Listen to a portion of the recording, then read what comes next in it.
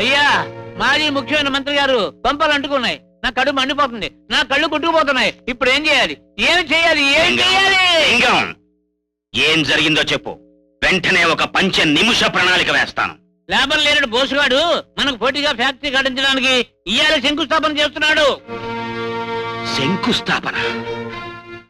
ఈ చేతుల మీదుగా ఎన్నో శంకుస్థాపనలు జరిగి అన్ని ఆ రోజే ఆగిపోయాయి. నా కింద పనిచేసే బోసుగాడు శంకుస్థాపన చేస్తాడా? వాడిని భూస్థాపితం చేస్తాను. ఎక్కడ డీజే? చాలు చాలు, నిల్చుంటాడు కంటి ముందు. ఏం కావాలో చెప్పండి.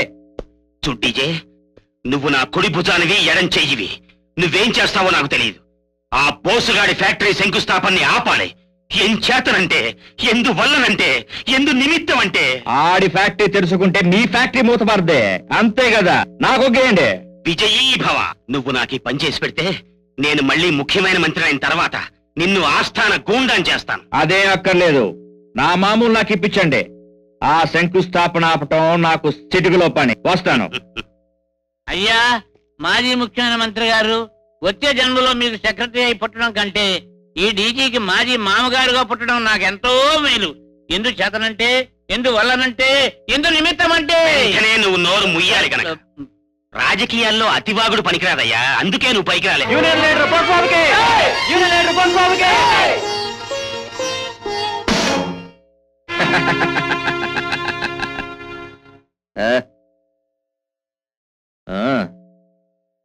కొబ్బరికాయ పగిలిందో మీ తలకాయలు అలాగే పగులుతాయి. రాయ్ తిరుపతి, టెంటేరా. అలాగే సార్. టెంటా? తలకాయలు పగలడం సంగతి అలా ఉంచు. మీ తలకాయలు తిరుగుతున్నాయా? మా కట్టొస్తున్నారు. బోసుబాబు నువ్వేనేంటి? అవును. ఏయ్, నువ్వు కుర్రోడివి, ఈయంతో ఎట్టుకోమాక. మర్యాదగా ఈ చోటు కలిసేసి బుద్ధిగా వెళ్ళిపో. పొమ్మనడానికి మీరెవరు? ఇది మా స్థలం. ఇక్కడ ఫ్యాక్టరీ కట్టుకోవడానికి ప్రభుత్వం దగ్గర మేము అనుమతి తీసుకున్నాం. మరి నా అనుమతి తీసుకోలేదు కదా. ఒక మంచి పని చేయడానికి గూండాల దగ్గర, రౌడీల దగ్గర అనుమతి తీసుకోవాల్సిన అవసరం లేదు.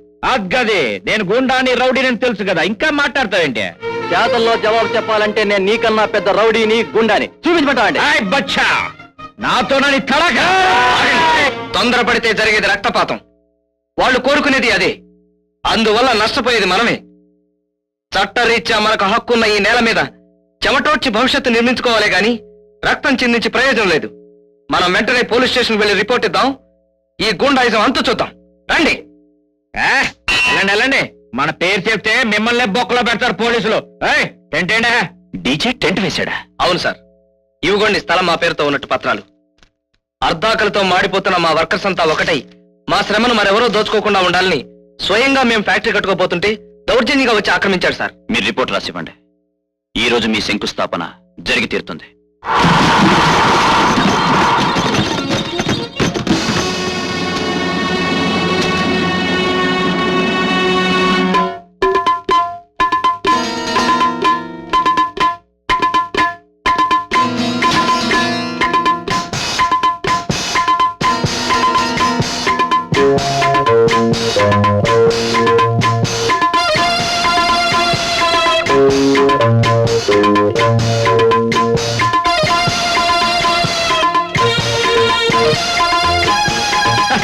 ఏం కొత్త ఇన్స్పెక్టర్ ఇలా వచ్చావు? నాతో ఏదైనా పనుందా? ఫ్యాక్టరీ వర్కర్స్ స్థలంలో అన్యాయంగా టెంట్ వేశావు, తెలుసా? తెలుసు. అవి ఆక్రమించడం నేరమని నీకు తెలుసా? తెలుసు. వెంటనే ఖాళీ చేయకపోతే అరెస్ట్ చేయవలసి ఉంటుంది. అది మాత్రం తెలీదు. చేసి చూపించనా? నువ్వు వచ్చింది నా స్థలంలోకి అన్న విషయం నీకు తెలుసా? తెలుసు. ఇక్కడ కాకి గుడ్డలకు విలువ లేదన్న సంగతి నీకు తెలియదా? తెలుసు. వచ్చిన దారిని వెళ్ళకపోతే కాళ్ళెరగొట్టి చేతికిస్తానన్న సంగతి తెలుసా? తెలీదు. 1 to 1. ఓకే?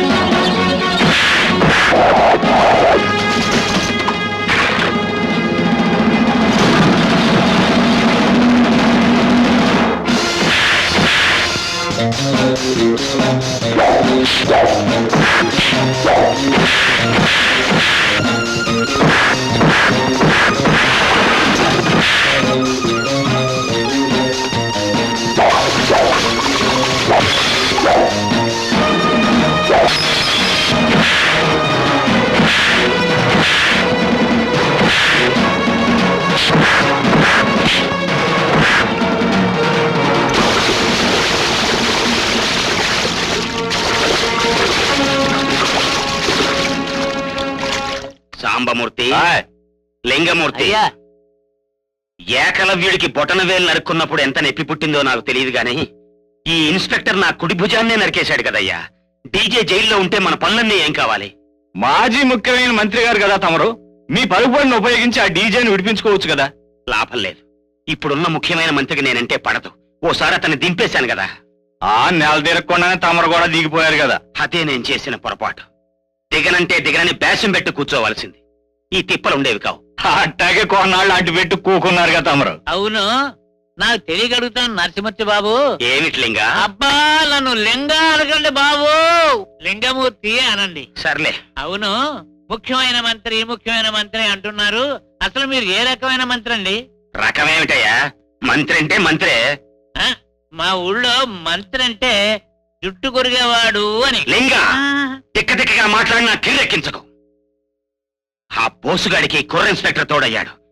మనం తక్షణం ఒక పంచవారాల పథకం వేసి వాడిని అదుపులో తీసుకోపోతే మన భారీ ప్రణాళికలన్నీ ఆగిపోతాయి.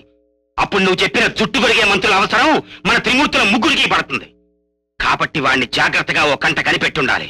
ఏం చేతనంటే, ఎందు వలనంటే, ఎందు నిమిత్తం అంటే అది మన తక్షణ కర్తవ్యం కాబట్టి. అది. వెళ్ళండి.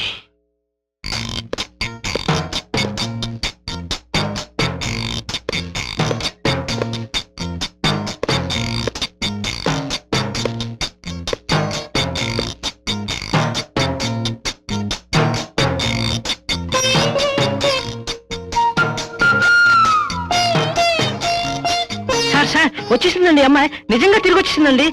ఈవిడ సామాన్యమైంది కాదు, బందిపోటు పోలందేమన్నా అనుమానం, లేకపోతే ఈ వేషాలు మార్చినట్టు చూడండి. Shut up. ఏం ఫిలాసఫీ? మీ కాలేజీలో ఫ్యాన్సీ డ్రెస్ పోటీలు జరుగుతున్నాయా? కొంచెం మర్యాదగా మాట్లాడండి సార్. నేను పోటీకి రాలేదు, డ్యూటీకి వచ్చాను.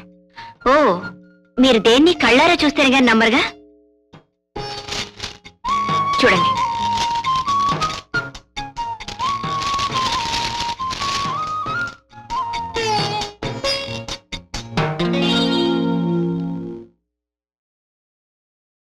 కొత్తగా అపాయింట్ అయ్యారా? Welcome miss Vijaya, welcome. Thank you sir. ధైర్యం సార్. అమ్మగారు సబ్ ఇన్స్పెక్టర్ గా చేరారు. ఆమెకు సీట్ చూపించు. ఎస్ సార్, రండమ్మా. మగవాళ్ళు మేం చేయలేక ఈ ఉద్యోగాలు గుండెలు గుప్పిట్లో పెట్టుకున్నాం, ఆడవారు మీరు చేరారా? అంటే ఏమిటి నీ ఉద్దేశం? ఏం లేదు మిస్, పోలీస్ ఉద్యోగం అంటే వంటగదిలో కూర్చుని కూరగాయలు కోసుకునేట్టు కాదని మా ధైర్యం అంటున్నాడు. తెలుసు సార్, కూరగాయల పాదుల్లో కలుపు మొక్కలు ఏర్పారేయడమే పోలీసు ఉద్యోగం అని కూడా తెలుసు. మాటలు జోరుగా ఉన్నాయే. పని కూడా అంత జోరుగానే ఉంటుంది, చూతిరిగాని. రండి. Thank you inspector. మీరు కలెక్ట్ చేసుకోకపోతే ఆ డీజేని కదపటం ఎవరితరం అయ్యేది కాదు. అతని మీద కంప్లైంట్ ఇవ్వడానికి ధైర్యం చేసేవాళ్ళు కూడా ఎవరు లేరుగా. మీరు చేయబట్టే అరెస్ట్ చేయగలిగాను. Anyway, thank you very much. నువ్వా? ఎప్పటి నుంచి ఉద్యోగం? ఈ రోజు నుంచే. బాగా మారిపోయావు విద్య. మీరు మాత్రం అదే కాకి యూనిఫామ్. అదే నేను, అదే మనసు కూడా. మీ పిల్లలా? పిల్లలా? పెళ్లికే అదృష్టం లేని వాడికి పిల్లలు ఎలా వస్తారు? నాతో పనిచేసే వర్కర్స్ అంతా నా కుటుంబమే. మీ ఇంట్లో అందరూ బాగున్నారా? అందరూ అంటే? ఆ, అదే అందరూ. అందరూ ఎప్పట్లాగే ఉన్నారు.